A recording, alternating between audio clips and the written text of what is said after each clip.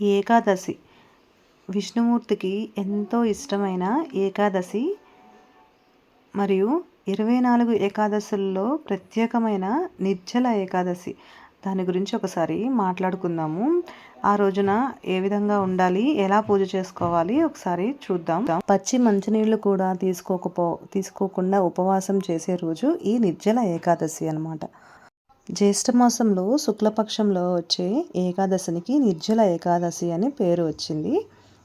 ఉపవాసం అంటే దగ్గరగా, వాసం అంటే ఉండటం, అంటే భగవంతునికి దగ్గరగా నామస్మరణ చేస్తూ ఉండడాన్ని ఉపవాసం అంటారు. ఈ ఏకాదశి రోజున గీతా భాగవత శ్రవణాలు చేయటము, విష్ణు లక్ష్మీమూర్తులకు పూజలు చేయడము, లక్ష్మీ అష్టోత్తరాలు, విష్ణు సహస్రనామాలు చదువుకుంటూ ఉపవాసం చేసి మరుసటి రోజు అంటే జూన్ 7వ తారీఖున ఉదయము మళ్ళీ ఈ పూజ చేసుకొని, ఇంట్లో శుభ్రం చేసుకొని, పూజ చేసుకొని ఉపవాసాన్ని విరమించుకోవాలి.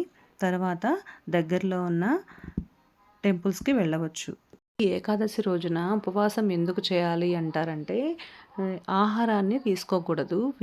ఆహారం లేకుండా ఉండలేని వాళ్ళు, హెల్త్ ఇష్యూస్ ఉన్నవాళ్ళు ఫ్రూట్స్, ఏమైనా పాలు తీసుకుంటూ ఉపవాసాన్ని చేసుకోవచ్చు. ఆహారాన్ని ఎందుకు తీసుకోకూడదంటే, ఆహారంలో అంటే ధాన్యాలలో పాపపురుషుడు ఆ రోజు చేరతారట ఏకాదశి రోజు. అందువలన ఆ రోజు ఆహారాన్ని స్వీకరించకూడదు అని చెప్తూ ఉంటారు. ఈరోజు ముఖ్యంగా నీటిని కూడా దానం చేయవచ్చు. దీనివలన అనుకూల ఫలితాలు కలుగుతూ ఉంటాయి. ఎవరికైనా లేని వాళ్ళకి, పేదలకి వస్త్రాలు కానీ, ఆహారాన్ని కానీ దానం చేసుకోవచ్చు ఏకాదశి రోజున. అలాగే ద్వాదశి రోజున కూడా ఈ ఉపవాసాన్ని విరమించుకున్న తర్వాత గుడికి వెళ్ళి దాన ధర్మ కార్యాలు కూడా చేసుకోవచ్చు. లక్ష్మీ కటాక్షం కోసము విష్ణుమూర్తికి, లక్ష్మీదేవికి పూజ చేసుకొని, కనకదార స్తోత్రాన్ని చదువుకొని, విష్ణు సహస్రనామాన్ని చదువుకొని, సగ్గుబియ్యంతో పాలతో చేసిన ప్రసాదాన్ని నైవేద్యంగా పెట్టినా చాలా శుభ ఫలితాలు కలుగుతాయండి.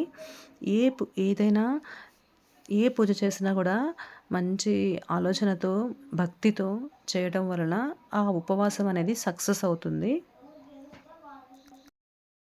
అదేవిధంగా మన ఆరోగ్యం కూడా చాలా కుదుట పడుతుంది.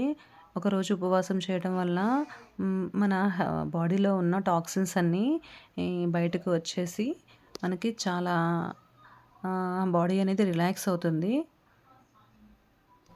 ప్రతి ఒక్కరూ ఈ నిర్జల ఏకాదశిని జరుపుకుంటారని కోరుకుంటున్నాను.